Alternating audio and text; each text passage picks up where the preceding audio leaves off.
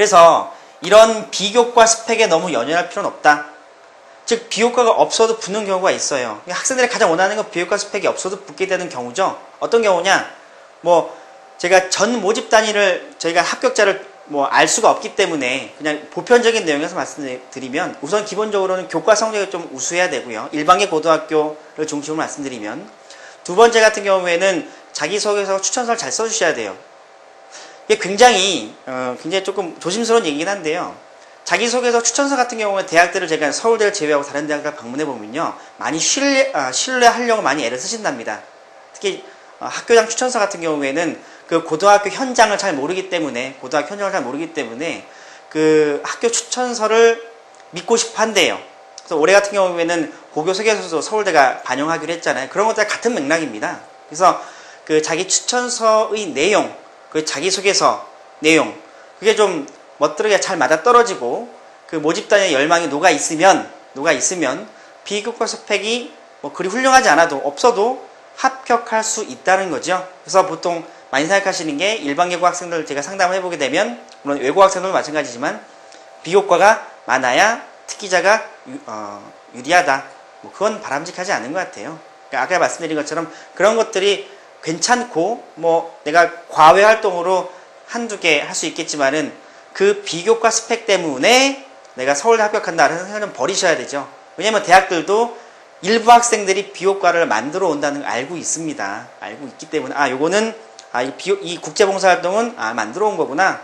요 장관상 이거는 만들어 온 것 같은데 라는 판단이 대학들 자체도 있으세요. 없으실 것 같죠. 실제 대학들을 방문해보고 얘기를 들어보면요, 일정 기준으로 그런 부분들은 갖고 계십니다. 그래서 제가 조금 강하게 말씀드리는 건 교과 성적하고 그 요강상에 나온 내용들을 충실하게 준비하시는 게 낫지, 요강에 나와지 않은 부분에 대해서 비교과 스펙을 너무 강조하시다가 실제 학생부 성적 놓치고 정시 성적 놓쳐가지고 재수하는 그런 일은 없었으면 해요. 그래서 제가 말씀을 드립니다. 그래서 제가 요거 말씀드렸죠. 그리고 사실은 제가 노란색으로 표시하지는 않지만 사실 이게 굉장히 중요한 거죠. 그런 사례를 한번 들어봤습니다. 그 학교에서 어떤 A라는 학생을 서울대 측에 특기자로 지원을 시켰는데 떨어진 거죠. 그래서 학교 선생님이 전화를 한번 해주셨답니다. 내가 보기엔 이 학생은 좀 붙어야 될 것 같은데 조금 좀 다시 한번 평가를 해주시는 게 어떻겠느냐라고 얘기를 한번 해주셨대요. 근데 학교의 반응은 이렇답니다. 자기소개서나 추천서를 봐도 이 학생이 왜 우리 학과에 들어와야 되는지가 잘 안 보이더라. 그러니까 모집단 열정이 잘 안 보이더라. 이런 학생은 굳이 우리가 뽑을 필요가 없지 않겠느냐. 뭐 이런 사례를 제가 이제 들은 적이 있습니다. 그래서 말씀드리는 게 사실 이게 굉장히 중요한 거죠.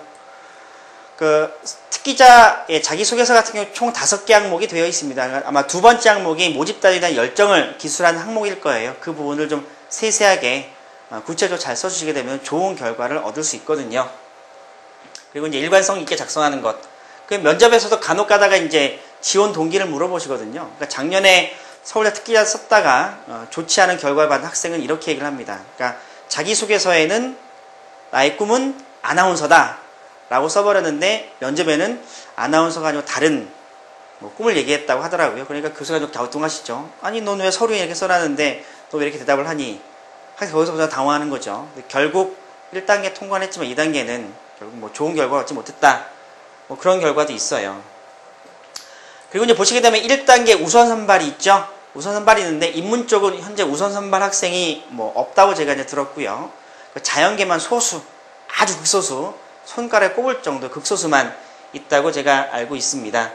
그리고 이제 영어 인증 시험이 반드시 필요하지는 않아요. 보통 서울대 같은 경우는 탭스 많이 준비하시는데요. 뭐 굳이 없으셔도 추천서나 자기소개서 그런 부분들이 내가 영어에 대해서 이렇게 열심히 노력을 했다라는 것이 녹아있다면 굳이 영어 인증 시험이 없어도 합격하는 사례는 많습니다. 그러니까 제가 이제 좀 말씀드리는 게 아마 어머니나 그리고 학생들이 아셨던 것 좀 다르실 수는 있어요. 다를 수 있는데요. 과도한 비교과에 대한 투자 그런 건 별로 바람직하진 않다. 실제 이렇게 투자를 해도 떨어지는 학생들이 워낙 많기 때문에 특기자는 제가 중간중 마무리 지으면 요런 사례를 보듯 화려한 비교과 스펙이 합격의 보정 수표는 아니다. 그리고 기본적으로는 그 서류에서 이제 자기 주요 교과에 대한 성적, 일반계 고등학교를 봤을 때요. 성적, 그리고 아까 말씀드린 자기소개서 추천서에 대한 내용을 좀 잘 써주시면 되고요. 특목고나 과고학생 같은 경우는 아무래도 그 해당 모집단에 대한 열정이 우선 과고학생들 같은 경우는 높을 수밖에 없겠죠. 그리고 자연계열 학생들이 대부분 자연계열 학생들이고 또 경시대회를 통한 수상실적 그리고 그 모집단 열정이 좀 상대적으로 높게 나타나기 때문에 과고학생들이 좀 자연계열 쪽에서 합격률이 좀 좋은 것 같고요. 외고학생 같은 경우에도 상대적으로 모집단에 대한 열정이 좀 주관적인 평가이긴 한데요. 상대적으로 높아 보이는 것 같습니다. 서류를 잘 꾸며주시는 것 같고요. 그 서류라는 것이 뭐 이런 비교과 물론 하긴 하겠지만 비교과 플러스 알파, 즉 자기소개 추천서를 상대적으로 잘 써주시는 것 같아요. 근데 일반계 고등학교 학생들 같은 경우에는 좀 움츠러드는 경향이 좀 있죠. 특기자 같은 경우에는 과거 외고 학생들 때문에 좀 움츠러드는 경향이 있습니다. 그래서 적극적으로 지원 준비를 못하는 경우가 많은데요. 그러지 마시고요. 아까 말씀드린 것처럼 내가 비교과가 없어서 합격할 수 있는 사례가 워낙 많기 때문에 그런 부분을 감안하셔서 준비하시면 좋은 결과를 얻을 수 있다라고 제가 말씀드릴 수 있습니다.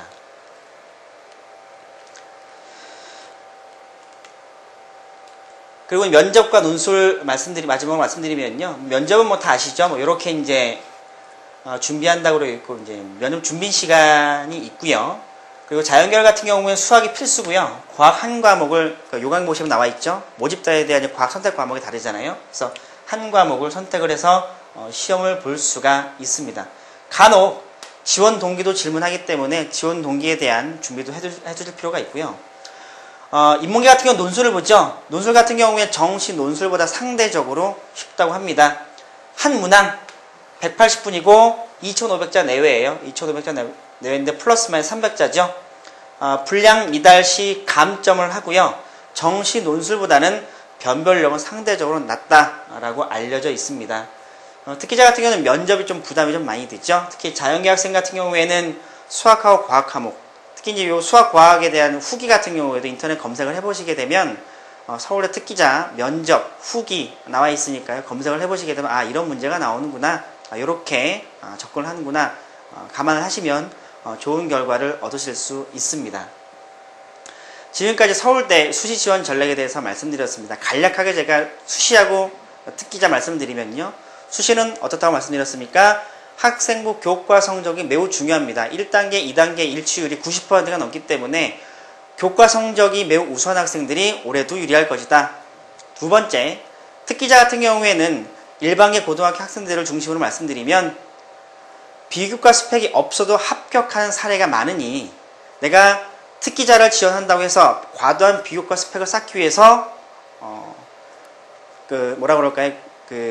앞뒤가 바뀌는 그런 경우는 없어야 되겠다. 내 교과 성적도 좀 잘 갖춰져 있어야 되고, 중요한 건 뭐라고 했습니까? 제가 자기소개서, 추천서, 특히 모집단의 열망이 잘 녹아날 수 있는 2번 항목을 잘 써주시는 게 특기자에서 좋은 결과를 얻을 수 있다라고 말씀을 드릴 수 있겠습니다. 장시간 수고하셨습니다. 감사합니다.